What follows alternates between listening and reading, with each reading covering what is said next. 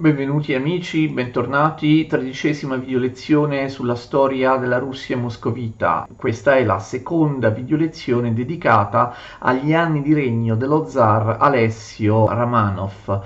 Nella scorsa video lezione abbiamo parlato della politica estera nel periodo di Alessio Romanov, adesso parliamo della politica interna. Come abbiamo visto appunto la scorsa volta, la politica estera della Moscovia doveva fare i conti con la sua debolezza interna. Il paese non si era ancora ripreso dal periodo dei torbidi e quindi il governo assunse spesso un atteggiamento difensivo. Ad ogni modo, all'interno si rafforzava l'autocrazia, accentramento amministrativo, potenziamento dell'esercito, ma anche creazione di classi sociali rigidamente controllate dallo Stato e subordinate ai suoi scopi. I disastri del periodo dei torbidi avevano mostrato la necessità di creare un esercito efficiente, organizzato secondo il modello europeo. Furono arruolati istruttori e mercenari stranieri e furono importate e prodotte armi moderne. La percentuale dei nobili nell'esercito scese drasticamente. Quando ereditavano la proprietà, i nobili erano obbligati a prestare servizio militare. Anche la Chiesa doveva fornire soldati. Ben presto i reparti dell'esercito che si occupavano di compiti speciali risultarono formati da truppe straniere oppure da truppe russe comandate da ufficiali stranieri. I cosacchi erano adibiti alla difesa delle frontiere. La Russia così stava creando un esercito permanente che si manteneva efficiente attraverso esercitazioni regolari. L'autocrazia riuscì a imporsi facilmente e rapidamente anche perché in Moscovia non esisteva nulla di simile agli stati o ceti dell'Europa occidentale. La società era al servizio dello Stato e le classi sociali quindi erano trasformate in categorie di servitori dello Stato, ognuna delle quali aveva obblighi specifici, senza ottenere in cambio alcun potere politico. Le classi erano nettamente distinte tra di loro, con compiti distinti. La nobiltà prestava servizio nell'esercito e nell'amministrazione. I contadini consentivano alla nobiltà di svolgere queste funzioni, mantenendola con il loro lavoro e con le loro tasse. Invece gli abitanti delle città devolvevano le loro tasse allo Stato. Si cercò in ogni modo di impedire la servitù volontaria che permetteva di sottrarsi agli obblighi della propria classe. Nel corso del Seicento i governi attenuarono e poi abolirono definitivamente il sistema che conferiva gli incarichi in base all'importanza dello status nobiliare. Questo sistema non garantiva il merito e si era rivelato oltremodo dannoso, soprattutto quando si trattava di nomine ai comandi dell'esercito.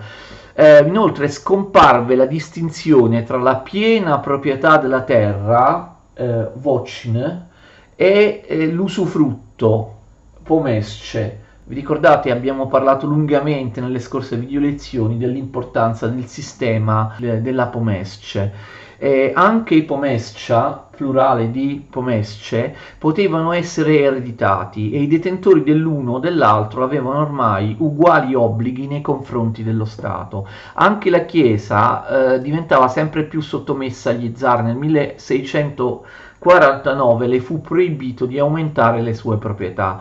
Come abbiamo visto, i contadini mantenevano i nobili, quindi per assicurarsi che i nobili avessero la possibilità economica di svolgere le loro funzioni per lo Stato, era necessario che i contadini fossero legati alla terra. Una terra senza contadini non aveva valore, quindi già a metà del Seicento la condizione usuale del contadino russo era quello di servo della gleba. Ricordate che spesso i contadini scappavano per cercare proprietari più ricchi e condizioni di vita migliori e spesso si trasferivano nelle terre di frontiera? Ne abbiamo parlato in una precedente video lezione. Nel Seicento i governi russi presero delle misure per combattere queste fughe. Anche gli abitanti delle città erano totalmente subordinati allo Stato. Le città russe erano piccole ed erano povere e non avevano quei privilegi e quelle autonomie caratteristiche delle città occidentali. Nelle città la maggior parte dei terreni erano neri, cioè gravati di tasse. I terreni bianchi, quelli su cui non si pagavano le tasse, erano solo quelli dei boiari oppure dei monasteri costruiti fuori città. Anche gli artigiani potevano sottrarsi agli obblighi fiscali, purché abitassero nelle immediate vicinanze della città. Per mettere fine a questa situazione, nel 1649 lo zar Alessio decretò che nelle città potessero vivere e lavorare soltanto i contribuenti. Le città stesse confiscarono tutte le proprietà sulle quali non venivano pagate le tasse. I mercanti ricchi, che in russo si chiamavano gosti, più che imprenditori erano funzionari di Stato, dipendevano direttamente dallo zar, per conto del quale controllavano le dogane, i monopoli, gli introiti del commercio delle pellicce di zibellino siberiano. Anche i mercanti meno ricchi dei gosti avevano obblighi verso lo Stato. Il mercato interno era molto ridotto, si guadagnava di più con il commercio estero, che però era quasi tutto nelle mani dei mercanti stranieri, inglesi, olandesi, tedeschi, francesi, danesi. La Russia importava merci di ogni tipo, in particolare legname, pece, canapa, lino, potassio, pellicce, cuoio, anche le prime ferriere, le prime fonderie di cannoni, le prime miniere furono aperte da imprenditori stranieri. Il governo incoraggiò le loro attività e incentivò anche l'arrivo di tecnici stranieri. A partire dal 1620 il governo russo prese alcuni provvedimenti di stampo mercantilistico per aiutare i produttori e i commercianti locali che si lamentavano per la concorrenza degli stranieri.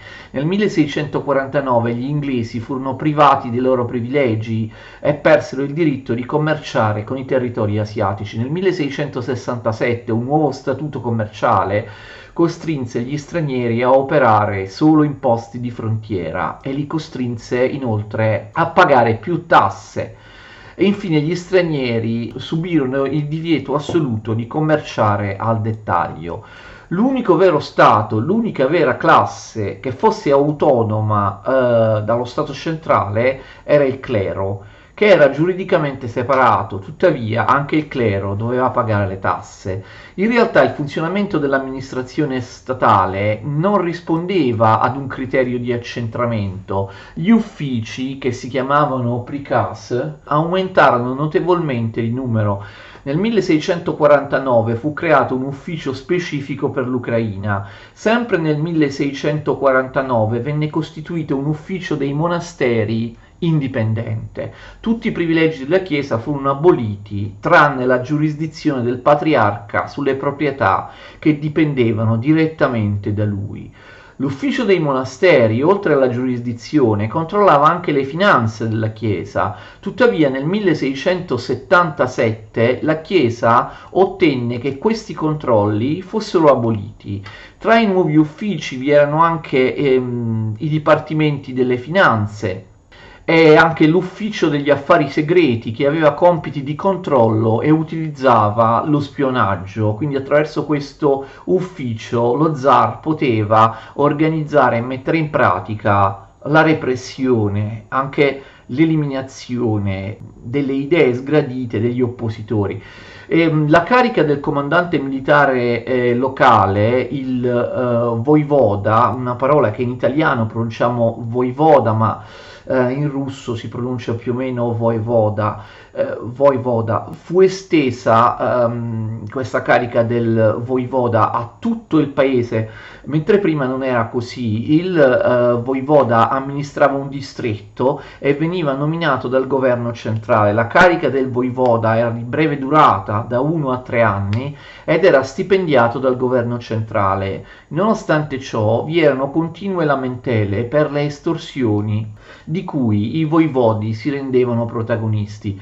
A metà del Settecento i distretti e i relativi voivodi erano più di 250. I voivodi si sovrapposero agli organi di autogoverno locale che esistevano da molto tempo, compresi quelli eletti dai contadini e dagli abitanti delle città. Questi organi locali persero la loro autonomia e divennero subalterni. L'autogoverno continuava a esistere soltanto di nome. Furono formate grandi regioni amministrative chiamate Ras Riad, tutte uguali nella struttura e tutte strettamente controllate dal governo centrale. Queste organizzazioni iniziarono a essere create nelle regioni di frontiera, quindi i voivoda locali furono subordinati al voivoda del Rasriad, è il singolare di Rasriad. Questi Rasriad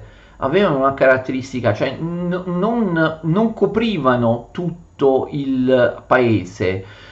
Molti voivodi continuavano a dipendere direttamente dal governo centrale perché in alcune regioni non vi era alcun Ras Riyad, quindi in realtà questo sistema era piuttosto irrazionale, non era proprio ben ordinato. L'istituzione di un sistema amministrativo accentrato, di una burocrazia di funzionari pagati dallo Stato, di un esercito permanente, necessitavano di risorse che l'economia agricola del paese non era in grado di sostenere. Furono necessarie nuove tasse e queste erano ripartite in base alla superficie della terra posseduta, oppure nelle città in base all'ampiezza delle abitazioni. Le tasse però cambiavano in relazione alle entrate individuali e alla classe di appartenenza del contribuente. Vi furono ben 2 censimenti. A partire dal 1679 le tasse furono imposte su ogni abitazione. Furono istituite anche tasse indirette, ma questa accresciuta pressione fiscale provocò forte malcontento tra le classi popolari. Nel 1646 la tassa sul sale fu moltiplicata per 4, ma le entrate diminuirono ugualmente, segno che la tassa aveva inibito la produzione di sale. Tasse troppo alte stroncavano l'economia. Nel giugno del 1648 esplose a Mosca la rivolta, che durò numerosi giorni. Questa è la prima di una serie di rivolte. Molti soldati si unirono ai cittadini e molti funzionari furono ammazzati. Gli stessi Morozov e Miloslavski, ricordate i principali funzionari dello zar che abbiamo citato nella scorsa videolezione, responsabili dell'aumento della tassa sul sale e sul tabacco e accusati di gravi ruberie e atti di corruzione, furono scacciati. Scoppiarono rivolte anche in altre città, sempre per il peso eccessivo delle tasse e per le vessazioni dei funzionari disonesti. Molto pericolosa nel 1650 la sollevazione di Pskov, perché in questo caso non vi erano solo motivazioni economiche. La popolazione di Pskov reclamava una maggiore autonomia politica e fu aiutata dagli abitanti di Novgorod e delle campagne circostanti. I ribelli resistettero 3 mesi all'assedio delle truppe governative. La situazione finanziaria era disperata e la riforma monetaria del 1656, con il passaggio dall'argento al rame, peggiorò le cose. Nel 1662 scoppiò una nuova rivolta a Mosca che minacciò la corte e lo stesso zar. Non a caso fu chiamata la rivolta della moneta di rame. La repressione fu talmente brutale da minare la popolarità del governo. Molti fuggirono nelle zone di frontiera, soprattutto nella regione del Don. Parliamo adesso appunto dei cosacchi del Don. Ricordate, in ogni lezione seguiamo sempre la storia, la complessa epopea dei cosacchi. Ricordate i cosacchi ucraini, quelli del Dniepr, e invece quelli della Moscovia erano quelli del fiume Don. I cosacchi del Don si trovarono circondati dai turchi che dopo la crisi di Azov, ve la ricordate, avevano bloccato la foce del Don. I cosacchi decisero di muoversi, invasero la regione moscovita del Basso Volga. Nel 1668 il capo cosacco Stepan Razin, detto anche Stenka Razin, scatenò un'ondata di saccheggi all'interno di una regione molto vasta che interessò persino i territori persiani sul Mar Caspio. Nel 1670 Stenka Razin e i suoi seguaci attaccarono la Moscovia. Stenka Razin conquistò nell'ordine Zarizhen, Astrakhan, Saratav e anche Samara. Dovunque passasse Razin, i membri delle classi superiori venivano massacrati. Alcuni reparti dell'esercito si ammutinarono e passarono dalla parte di Razin. Il capo cosacco aveva nelle sue fila ben 20.000 uomini. Poi l'esercito governativo sconfisse Razin nei pressi di Simbirsk. Nel 1671 Razin fu catturato dagli stessi cosacchi del Don, consegnato ai moscoviti e giustiziato. Le imprese di Razin avevano suscitato numerose rivolte all'interno dei territori della Rus ucraina. A Razin si erano uniti contadini fuggiaschi, nobili decaduti, mercenari dell'esercito regolare, preti e persino nomadi provenienti da altri paesi.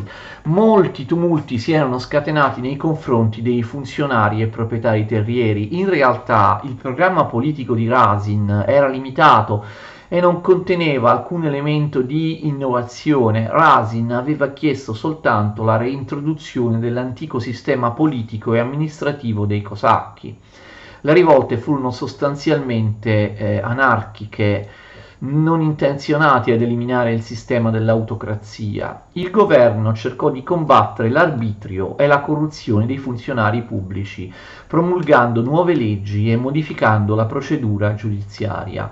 Dopo la rivolta di Mosca del giugno 1648 fu compilato un codice che entrò presto in vigore. È la prima sistemazione delle leggi dal 1550 e restò in vigore, pensate, fino al 1835. Abbiamo già parlato di alcune norme principali di questo codice: la netta separazione delle classi, l'abolizione del diritto dei contadini ad abbandonare la terra e il diritto a farsi schiavi, il diritto alla schiavitù volontaria, la creazione dell'ufficio dei monasteri. Il codice conteneva anche una serie di norme particolareggiate volte a garantire l'imparzialità e la correttezza dell'amministrazione. Tuttavia nel codice non era presente alcun principio giuridico generale. Ancora una volta fu approvato un codice di leggi che brillava per la totale assenza del diritto romano. Comunque molti aspetti di questo codice erano apprezzabili. Negli anni del regno dello zar Alessio l'autocrazia si impose ancora di più. Lo zar governava da solo, assistito da un organo quale la Duma dei boiari, il Parlamento dei boiari, che aveva poteri consultivi ed esecutivi. I membri della Duma erano nominati a vita dallo zar. Nel corso del tempo la maggior parte di loro finì per appartenere sempre di più alla classe degli uomini nuovi e non più ai grandi aristocratici, alla classe dei grandi aristocratici. Non solo qui, in questa istituzione, ma anche altrove, la carriera statale cominciava a prevalere sul diritto di nascita. L'affermazione dell'autocrazia segnò il declino dell'Assemblea nazionale, Ziemski Sabor, più volte abbiamo nominato lo Ziemski Sabor. Durante il regno di Michele, lo Ziemski Sabor era stato convocato numerose volte e avrebbe forse potuto diventare un organismo rappresentativo. Invece, durante il regno di Alessio si riunì molto raramente. Dopo l'ultima convocazione del 1653, il governo preferì convocare comitati di esperti al posto dello Ziemski Sabor. Negli anni di Alessio vi fu un solo tentativo significativo di limitare il potere dello zar. Attenzione che questo è importante. L'autore di questo tentativo fu il patriarca Nikon, personaggio importantissimo della storia della Russia moderna. Questo Nikon era il figlio di un contadino, ma dopo essere entrato nelle grazie di Alessio aveva fatto carriera con enorme rapidità, tanto da diventare metropolita di Novgorod nel 1648 e 4 anni dopo patriarca. Il giovane suggestionabile Alessio inizialmente venerò come un padre l'eloquente e deciso Nikon, gli assegnò una posizione quasi analoga, ricordate, a quella che lo zar Michele aveva assegnato a Filarete. A Nikon fu affidato persino il governo nel 1654, quando Alessio dovette assentarsi per via della guerra con la Polonia, ma il patriarca mostrò un'ambizione e una presunzione smisurata, tanto da farsi odiare sia dai laici sia dagli ecclesiastici. Nel 1658 lo zar Alessio tolse a Nikon i suoi titoli secolari ed egli si ritirò nel monastero della Resurrezione vicino Mosca. In realtà Alessio voleva che Nikon mantenesse la sua dignità di patriarca, ma che si limitasse a svolgere una funzione puramente religiosa, rinunciando ai suoi poteri nella sfera laica. Nikon però non era disposto a questo. Il sovrano apprezzava e appoggiava le idee e le pratiche riformatrici di Nikon in seno alla Chiesa ortodossa, di cui parleremo nella prossima videolezione. Negli anni dal 1658 al 1667 Nikon formulò ed espresse più chiaramente le sue idee. Egli riteneva che il potere ecclesiastico fosse superiore a quello secolare, che quest'ultimo derivasse dal primo e che Chiesa e Stato dovessero essere separati. In questo modo Nikon si distanziava dalla concezione tradizionale secondo la quale il sovrano doveva svolgere il compito di protettore della Chiesa. Non è sorprendente che le teorie di Nikon fossero accusate di papismo, esse somigliavano a quelle di Innocenzo III. Nel 1660 un concilio tolse a Nikon il titolo di patriarca, tuttavia questa decisione non fu applicata. Nel 1666 si tenne un altro concilio a cui non parteciparono solo i prelati russi come nel precedente. Qui erano presenti anche i patriarchi di Alessandria, di Antiochia, i rappresentanti dei patriarchi di Costantinopoli e di Gerusalemme e il metropolita della Serbia. Nikon fu deposto dal patriarcato con le accuse di aver mancato di rispetto allo zar e al consiglio dei boiari, per non aver adempiuto agli obblighi del suo ufficio e per aver agito come un cattivo cristiano. Questo concilio dichiarò anche che se lo zar non poteva modificare i diritti e le consuetudini tradizionali della Chiesa, come non poteva, pur tuttavia, attenzione, la Chiesa era sottomessa allo zar in tutte le questioni secolari. Nikon e le sue pretese di limitare il potere dello zar erano state sconfitte. Ad ogni modo, in una seconda sessione del concilio, che si tenne nel 1667, furono confermate le riforme di Nikon. Parleremo della svolta riformatrice della Chiesa ortodossa russa e dell'opposizione ad essa da parte dei conservatori, opposizione che provocò lo scisma, un importantissimo scisma, il Raskol, lo scisma, all'interno della Chiesa ortodossa russa. Parleremo di tutte queste cose, della riforma della Chiesa e dei suoi oppositori nella prossima video lezione, che sarà totalmente dedicata a questi importanti problemi della Chiesa russa. Per ora finiamo qua. Come al solito vi ringrazio tutti, in particolare quelli che hanno seguito questa mia video lezione dall'inizio alla fine. Vi auguro una buona serata, ci vediamo la prossima volta, arrivederci.